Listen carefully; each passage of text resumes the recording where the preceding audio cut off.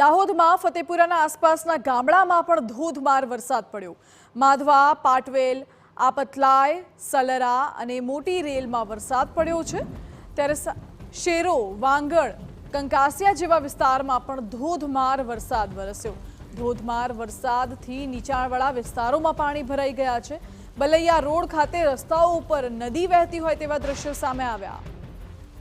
દાહોદના અલગ અલગ વિસ્તારમાં ધોધમાર વરસાદને પગલે પાણી ભરાવાના શરૂ થઈ ગયા છે। ફતેપુરાની આસપાસના ગામડાઓમાં પણ ધોધમાર વરસાદ પડ્યો અને બલૈયા રોડ ખાતે તો રસ્તા ઉપરથી નદી વહેતી હોય તે પ્રકારના દ્રશ્યો સામે આવ્યા છે। વહેલી સવારથી અત્યાર સુધી ધોધમાર વરસાદને પગલે ઠેર ઠેર જળ ભરાવ જોવા મળી રહ્યો છે। દમદાર અંદાજમાં મેઘરાજાએ ફરી એકવાર દાહોદમાં એન્ટ્રી કરી। વહેલી સવારથી અનરાધાર વરસાદ, 3 દિવસના વિરામ બાદ ફરી વરસાદ શરૂ થતા રસ્તાઓ પર પાણી વહેતા થયા છે। માધવા, પાટવેલ, શેરો, વાંગડ, કંકાસિયા જેવા વિસ્તારોમાં ધોધમાર વરસાદ વરસ્યો।